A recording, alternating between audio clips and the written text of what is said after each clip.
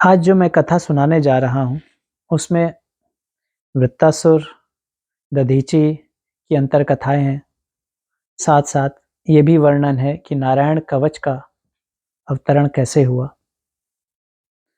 तो एक बार स्वर्ग में जो डॉक्टर होते हैं, अश्वनी कुमार, बहुत बड़े डॉक्टर हैं। पृथ्वी के ही जो बड़े-बड़े डॉक्टर हैं, उनकी कितनी रिस्पेक्ट होती है।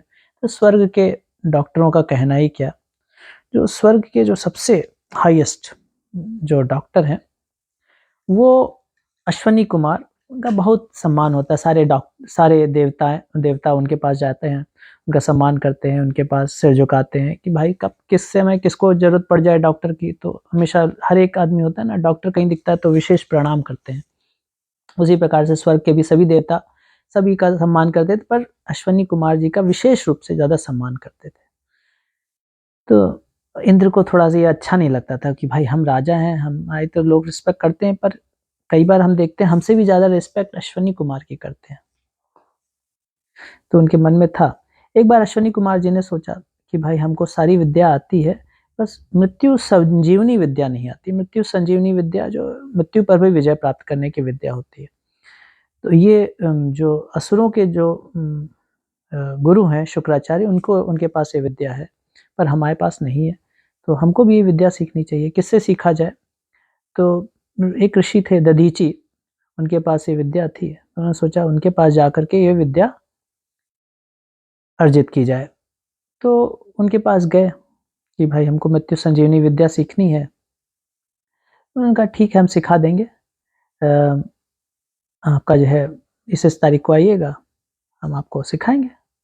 तो तब तक हम थोड़ा-सा भी पूजा पाठ में व्यस्त हैं, इस तारीख की डेट फाइनल हो गई। उनको एडमिशन दे दिया गया। ठीक है। इधर चले गए अपना अश्विनी कुमार जी। उधर से इंद्र को जब पता चला कि ये मृत्यु संजीवनी विद्या सीखने वाले, तो उन्होंने सोचा भाई अभी इनका अश्विनी कुमार का इतना सम्मान है, और जब मृत्यु संजीवनी सीख जाएँगे तो और भी इनका सम्मान बढ़ जाएगा, सारे स्वर्ग में हमसे भी ज़्यादा सम्मान होने लग जाएगा। तो थोड़े से जानते हैं ना, इंद्र जो है हमेशा इसी ताक में रहता है कि कहाँ हमसे कोई कहीं आगे ना बढ़ जाए। हमेशा जो हमसे आगे बढ़ने लगे उसको तुरंत है नीचे खींचने की कोशिश करता है। तो डर रहता है उसके हमेशा मन में। तो उसने देखा भाई ये जो है संजीवनी विद्या सीखने जा रहे हैं, तो तुरंत जो है इनके पास पहुँचा और उनसे कहने लगा, दधीची के पास गया कि भाई आप, मैंने सुना है कि आप इनको सिखाने वाले हैं, आप इनको मृत्यु संजीवनी विद्या नहीं सिखाइएगा। क्यों नहीं सिखाएँगे? मैंने कहा बस हम राजा हैं, हमने कह दिया नहीं सिखाइएगा तो नहीं सिखाइएगा, पर फिर भी कुछ तो कारण होगा। अब राजा हैं, हमने कह दिया, अब आप इसके बाद भी नहीं सुनते हैं, तो अब आप इसका परिणाम समझ लीजिए क्या हो सकता है। इतना कह के चले गए। जब ये चले गए तो इन्होंने सोचा भाई अब क्या किया जाए? खैर विचार मग्न थे इस बीच में। जब डेट आई, जिस डेट को जो है अश्विनी कुमार जी को सिखाना था, वो अपने अश्विनी कुमार जी आए। उनका भाई हम तुमको वचन दिया है, हम तुमको सिखाएँगे, पर एक समस्या आ गई है। क्या समस्या आ गई है? समस्या ये है कि तुम्हारे राजा आए थे, ऐसा-ऐसा बात कह गए कि भाई हाँ, तुम सिखाओगे तो बुरा परिणाम होगा। भाई राजा तो राजा कुछ भी कर सकता है, भाई हम ऋषि हैं ठीक है, पर राजा तो फिर राजा ही है, वो मार भी सकता है। तो वो भी सोचने लगे भई हाँ, सही बात है। कुछ क्या किया जा सकता है, इसका क्या उपाय हो सकता है? तो उन्होंने क्या किया कि कहा हम भी तो सर्जन हैं, हम जो है हमारी सर्जरी किस दिन काम आएगी? ऐसा करते हैं हम आपका गुरु महाराज, उनके गुरु स्वीकार कर लिया था तो गुरु महाराज हो गए। उनका कहा गुरु महाराज हम आपका ऐसा करते हैं, हम आपका मस्तिष्क हटा करके रख देते हैं सुरक्षित स्थान पे, और इसकी जगह दूसरा मस्तिष्क लगा दें, सिर जो है पूरा लगा देते हैं, टेम्परेरी करेंगे। तो ये प्लान किया गया कि टेम्परेरी इम्प्लांट कर दिया जाए। ठीक है, टेम्परेरी इम्प्लांट कर दिया जाए पूरे सिर का। तो बस एक घोड़े का सिर लेकर लाया गया, उनका जो ओरिजिनल सिर था वो हटा करके एक सुरक्षित स्थान पे रख दिया गया, और उनका घोड़े का सिर उनके ऊपर लगा दिया गया। उन्होंने घोड़े के मुख से अश्वमुख जो है उनको संजीवनी विद्या, मृत्यु संजीवनी विद्या सिखाई। ठीक है, विद्या सीख ली उन्होंने। इधर फिर चले गए अश्विनी कुमार, और उधर इंद्र को पता चला कि जो है ये मृत्यु संजीवनी विद्या सिखाई है। उधर से आए नाराज, मैंने आपको मना किया था, दधीचि से ऋषि से बोले आपको मना किया था, उसके बावजूद भी आपने उनको सिखाया, और अब बहुत बुरा परिणाम होगा। तो उन्होंने गुस्से में उसका सिर उतार दिया दधीचि का, ऋषि का। फिर चला गया, सोचा अब तो मैंने अपना काम कर दिया, अपना चला गया उसको मार करके। उधर से अश्विनी कुमार उसी समय का ही इंतजार कर रहे थे। फिर जब इंद्र जी चले गए तो इधर से वो आए, उन्होंने जो सिर जो है सुरक्षित स्थान पे रख रखा था, उस सिर को वापस री इम्प्लांट कर दिया। फिर से दधीचि जी वापस अपनी ओरिजिनल पोजीशन में आ गए। ठीक है, अब इधर से जब चले गए तो उधर क्या हुआ, ऐसे ही इसी प्रकार से इंद्र का जो है रौब बढ़ता जा रहा था स्वर्ग में। वो दिन प्रतिदिन लोगों से आए दिन बदतमीजी से बात करना। जब किसी के पास ज़्यादा पैसा, ज़्यादा सम्मान, ज़्यादा ऊंचा पद पे पहुंचता है ना, तो उसका दिमाग खराब हो जाता है। तो वही इंद्र के साथ भी हुआ था। आए दिन जो है पार्टियां चल रही हैं, गंधर्व म्यूजिक बजा रहे हैं, अप्सराएं नृत्य कर रही हैं, लोग वाहवाही कर रहे हैं, सारे देवता उनकी वाहवाही कर रहे थे इंद्र जी की। कह रहे थे भाई आप तो बहुत स्वर्ग के राजा हैं, और सब नाना प्रकार से उनकी प्रशंसा करते थे। वो भी उसी में ही मद में अंध हो गए थे, मदमस्त हो गए थे। एक बार क्या हुआ, उनकी सभा इसी प्रकार चल रही थी और उनके गुरु बृहस्पति जी आए। इंद्र ने एक देख लिया, ऐसा नहीं कि गुरु आए उनको पता नहीं चला। इंद्र ने देख लिया, हल्के से तिरछी आंखों से देख लिया कि इंद्र आए, पर वो सोचा अभी कहाँ उठेंगे, अभी तो हमारा जो चल रहा है, सब लोग हमारी प्रशंसा कर रहे हैं, अब यहाँ उठ करके गुरु को जो है प्रणाम करेंगे तो हम थोड़ा छोटे हो जाएंगे। उसके मन में इस तरह बुरा समय आता है किसी का तो दुर्बुद्धि हो जाता है। जबकि कभी भी किसी भी स्थान पे कहीं पे भी गुरु दिखे तो तुरंत उठ करके दंडवत प्रणाम करना चाहिए, पर उसने नहीं किया। जब बृहस्पति जी ने देखा कि इंद्र ने ऐसा किया है तो उनको दुख हुआ। फिर उठ करके थोड़ी देर के बाद वहां से चले गए और बाद में विचार करने लगे कि ऐसा क्यों हुआ। तो उन्होंने जब विचार किया तो इस पे देखा कि अब जो है इंद्र का बुरा समय आ गया है, स्वर्ग पे भी जो है काले बादल नजर आ रहे हैं और ये जल्द ही समाप्त होने वाला है, इस पे असुरों का कब्जा हो जाएगा।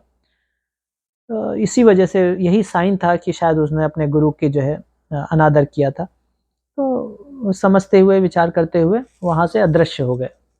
इस बीच में इंद्र को भी ये रियलाइज हुआ कि भाई इसने मैंने जो है गलत काम किया। इंद्र जो है गुरु आए थे, हमको जो है उनसे दंडवत प्रणाम करना चाहिए था, उनका सम्मान करना चाहिए था, अपने आसन से उठकर को उनको अपने आसन देना चाहिए था, पर मैंने नहीं किया। और तुरंत वो भागता भागता गया, लेकिन बृहस्पति जी तब तक मिले नहीं, उसको चारों तरफ ढूंढते रहे, अदृश्य हो गए थे। परेशान हो गया, सब जगह ढूंढता रहा क्या करें। और इस बीच में जब असुरों को पता चला कि इनके गुरु नहीं हैं, सुरों के देवताओं के, तो उनका यही अच्छा मौका है, इनके गुरु नहीं है तो कोई दिशा निर्देश करने वाला नहीं है, अच्छा समय है आक्रमण कर दिया जाए। क्योंकि क्षत्रिय जो है, राजा जो होता है, वो हमेशा ब्राह्मण के निर्देश पे काम करता है। क्षत्रिय में बाहुबल तो होता है, पर बुद्धि का बल जो है वो ब्राह्मण से ही आता है। ब्राह्मण ही उसको सलाह देता है, बताता है कि क्या करना चाहिए, क्या नहीं करना चाहिए, कैसे करना चाहिए, किस प्रकार से करना चाहिए, किस प्रकार से रणनीति होनी चाहिए, किसके पर आक्रमण करना है, किधर से आक्रमण करना है। हर प्रकार की सलाह जो है ये ब्राह्मण की सलाह से ही किया जाता है। बाहुबल तो है, पर आपके पास बुद्धि नहीं है तो आप कैसे कोई युद्ध जीत सकते हैं। और ये असुरों को पता चल गया कि इनके इस समय गुरु नहीं है, सही मौका है, इस समय अटैक कर दिया जाए। बाहुबल से क्या होगा, हम फटाफट इसको हरा देंगे इंद्र को। असुरों ने आक्रमण किया। शुक्राचार्य जो है गुरु थे, उनके पास असुरों के गुरु थे, तो उन्होंने सब अपना रणनीति, अपना प्लान ऑफ अटैक बनाया, अटैक किया, हरा दिया देवताओं को, उस पर राज्य का पूरा कब्जा कर लिया स्वर्ग पे। अब बेचारे देवता तो भागे भागे दुनिया में इधर उधर घूम रहे, क्या करें क्या करें, क्योंकि भाई इसने ऋषि का भी अपमान किया था। इंद्र ने दधीचि ऋषि का अपमान किया था ना, और उनका सिर भी काट लिया था, ब्रह्म हत्या तो उसके ऊपर लग गई थी। क्या करे, उसके बाद ढूंढते हुए क्या करें ऐसे समय में, कहाँ पहले, सबसे पहले तो हमको गुरु चाहिए जो हमारे मार्ग निर्देश करे, जो हमको सही सलाह दे। अब कहाँ गुरु मिलेगा, अब इनके पास तो कोई गुरु नहीं था। तो ढूंढते हुए फिर एक विश्वरूप करके त्यष्टवा ऋषि था, ब्राह्मण थे, उनके पुत्र के पास गए। विश्वरूप काफी यंग था उस समय, मतलब न्यू ऑफ द कॉलेज जो है होता है ना, नया फ्रेशर था, स्किल्स बहुत तगड़े थे, पढ़ा, अच्छा पोटेंशियल था, मतलब गोल्ड मेडल डिग्री से कॉलेज से बाहर आया था, बहुत ज़्यादा एक्सपीरियंस नहीं था, पर उसका पोटेंशियल बहुत तगड़े थे। तो इंद्र तो जानते हैं आप, पूरा चालू तो था ही, क्षत्रिय चालू होते हैं, बहुत चालू होते हैं, किसके पास जाना है, किसके पास जाने से काम होगा, किसके पास नहीं जाने से काम होगा, वो सब जानते हैं। तो सोचा भाई इसका छानबीन कर लिया गया, बैकग्राउंड चेक कर लिया गया, बहुत तगड़े स्किल्स हैं, एक्सपीरियंस नहीं है, पर क्या किया जा सकता है, सिचुएशन हमारे पास ऐसी ही है। जैसे आजकल नए एंटरप्रेन्योर आ रहे हैं, नॉलेज तगड़ी है, बिलियनर भी बन जाते हैं। तो इसी प्रकार से उसने सोचा ये हो सकता है, बढ़िया हो सकता है, हमारे पास कोई ऑप्शन भी नहीं, चलो इसी के पास चलते हैं।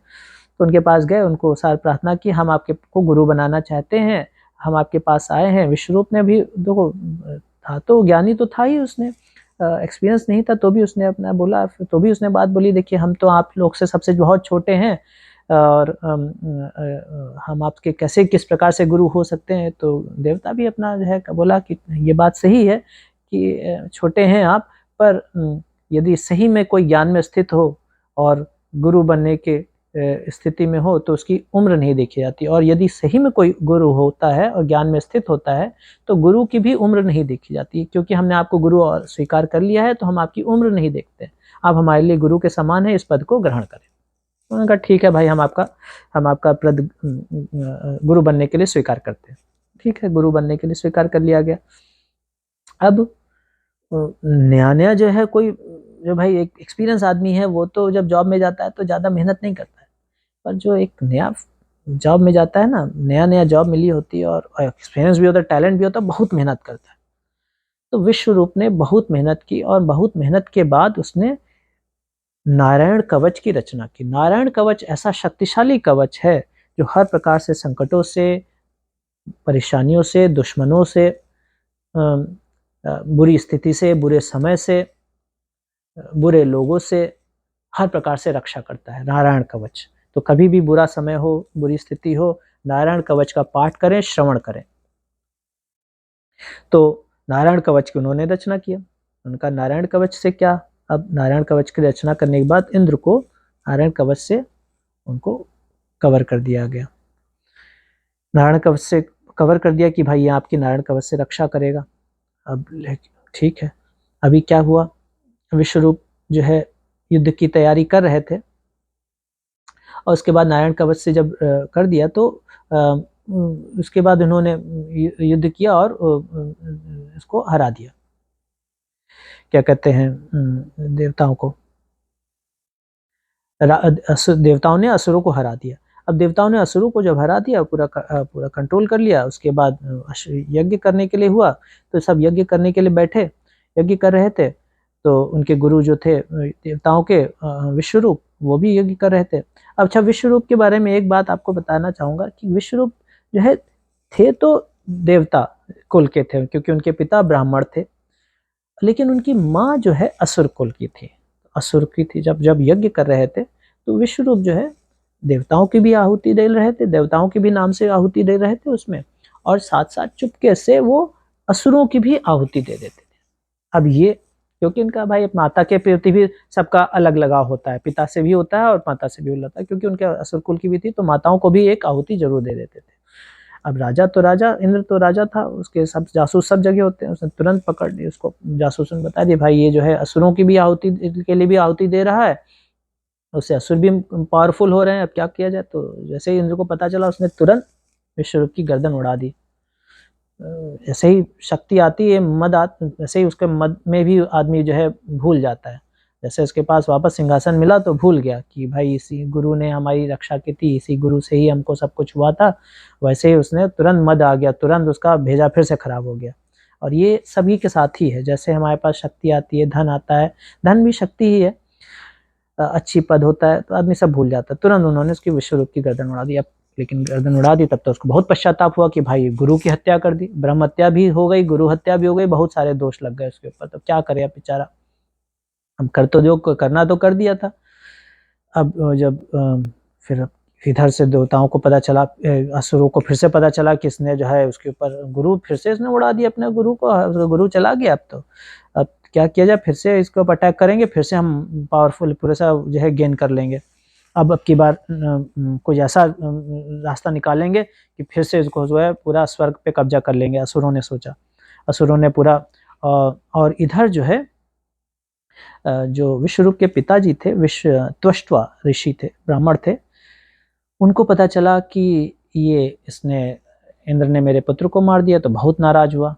उसने यज्ञ किया और यज्ञ से उसने एक राक्षस को उत्पन्न किया। राक्षस का नाम था वृत्तासुर।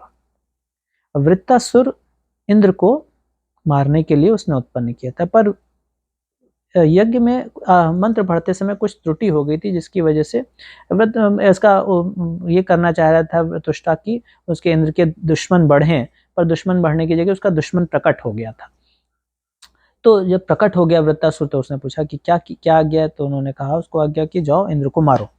तो ठीक है, जो वृत्तासुर था बहुत विशाल राक्षस था, बड़ी बड़ी आंखें, ज्वालाओं की तरह, ज्वालामुखी की तरह आंखें थी, बड़े बड़े, बड़ा पर्वत के समान शरीर था, बड़ी बड़ी भुजाएं थी, पेड़ के समान भुजाएं थी। जब चलता था तो धरती हिलती थी। बड़ा मायावी था। और है, अब इंद्र तो बहुत परेशान कि भाई क्या करें, अब तो बड़ी विकट स्थिति हो गई हमारी। ब्रह्म हत्या पहले थी, गुरु हत्या भी पाप लग गया, हमारा गुरु भी नहीं है, फिर से ये राक्षस अटैक कर रहे हैं, अब क्या किया जाए। फिर तुरंत अब जो है आदमी के पास जब कोई रास्ता नहीं मिलता है, कोई उपाय नहीं होता है, परेशानियां भी एक के बाद दूसरी, जब परेशानी आती है, बुरा समय आता है, एक के बाद एक के बाद एक के बाद बहुत सारी परेशानियां आने लगती हैं।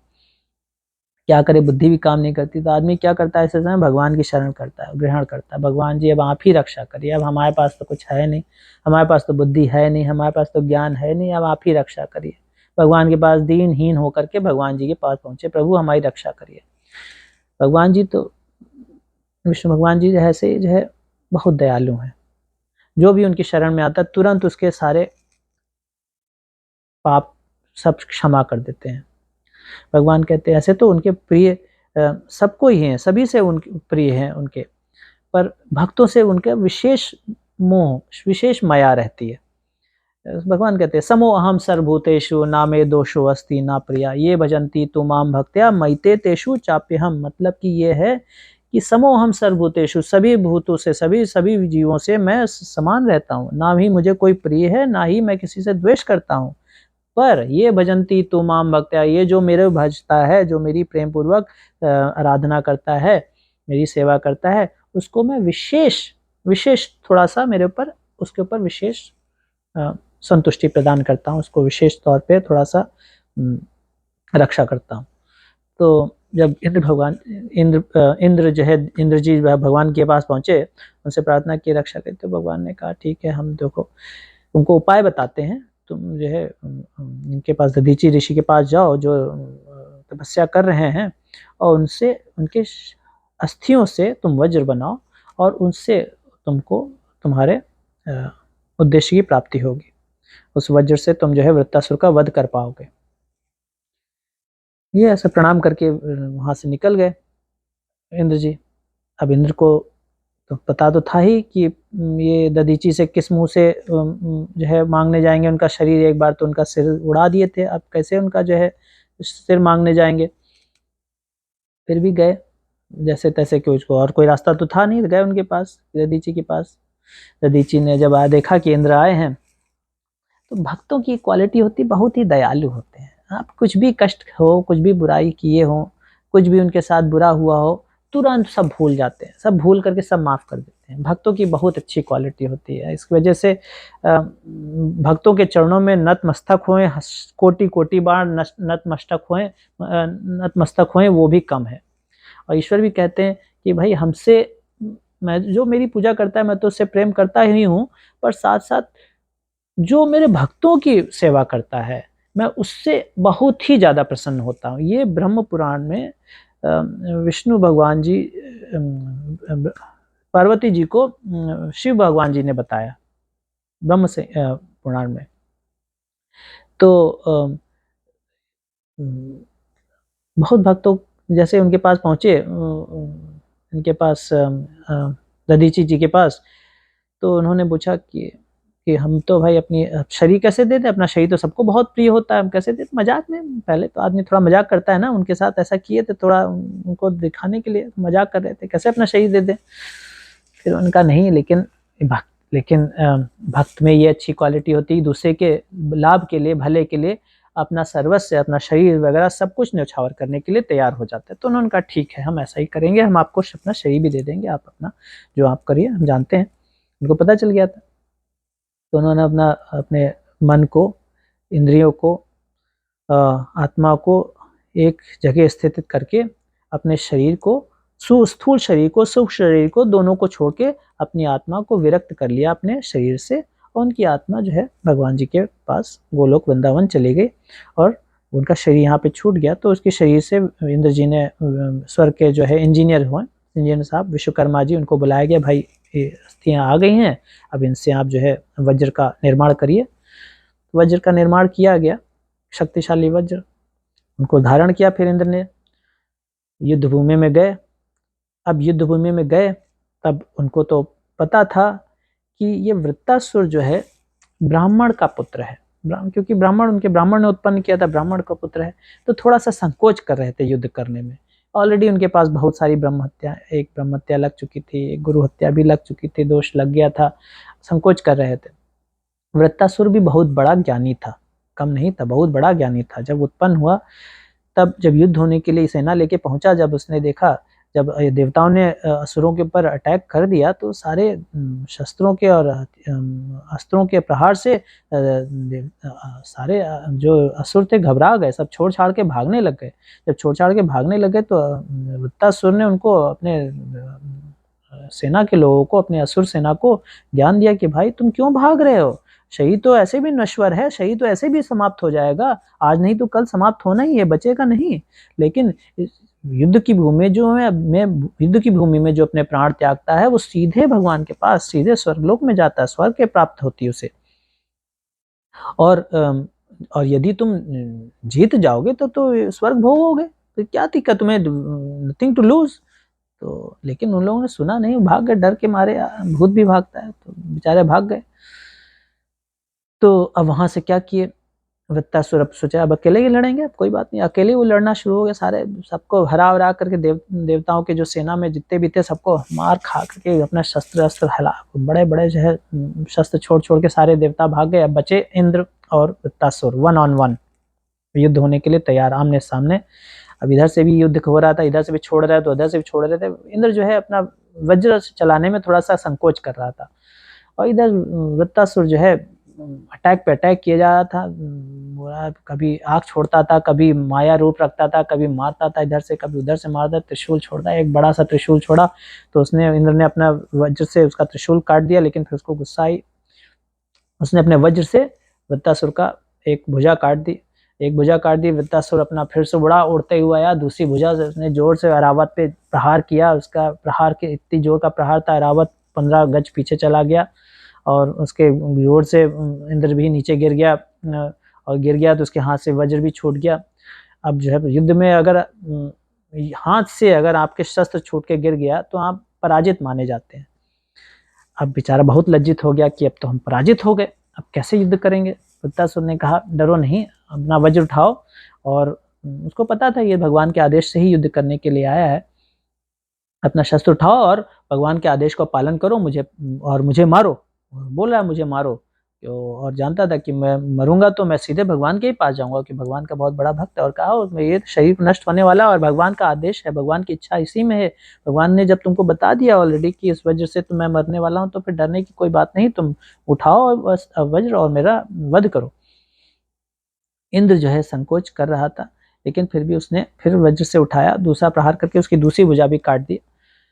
जब दूसरी भुजा, दोनों भुजा काट के गिर गया, वृत्तासुर नीचे गिर गया, तो उसने बड़ा सा मुंह खोला, क्योंकि वो भी अपना कर्तव्य तो निभा ही रहा था, युद्ध करने का कर्तव्य था, वो भी अपना कर्तव्य निभा रहा था, अंत तक इसको युद्ध करना ही है। और उसके बाद उसने इंद्र को ऐरावत समेत निगल लिया, क्योंकि इंद्र नारायण कवच से रक्षित था, तो वो पेट में भी जाके मरा नहीं, वो रक्षित था, और उसने अपने वज्र से वृत्तासुर की पेट फाड़ करके बाहर आ गया। इस प्रकार से वृत्तासुर का अंत हुआ।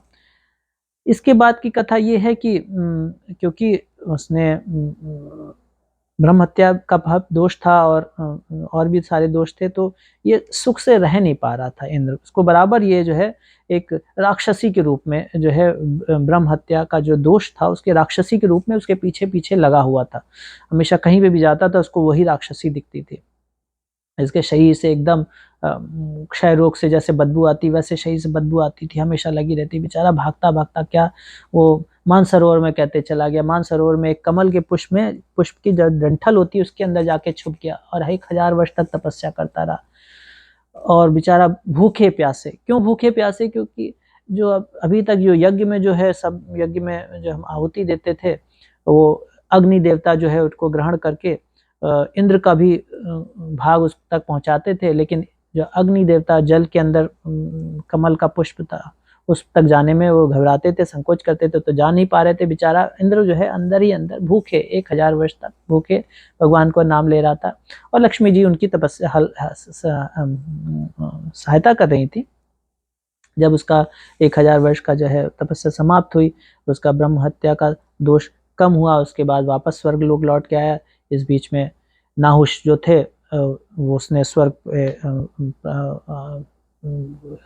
ग्रहण कर लिया था, राज्य स्थापित कर लिया था नाहुष उसके अनुपस्थिति में, और उसकी भी कथा है, पर फाइनली वो कहने वापस आए। तो कहने का मतलब ये है कि फिर उसके बाद उन्होंने अश्वमेध यज्ञ किया और उससे वापस सारी चीज़ों से मुक्ति प्राप्त हुई। पर जो ब्रह्म हत्या होती है, दोष होता है, इसका दोष होता है, तो उसका कष्ट तो उठाना ही पड़ता है, प्रायश्चित तो करना ही पड़ता है। या फिर भगवान की भक्ति करे, और भगवान की भक्ति करे तो सारे प्रकार के दोषों से आदमी मुक्ति हो जाती है। जय श्री कृष्ण। हरे कृष्ण।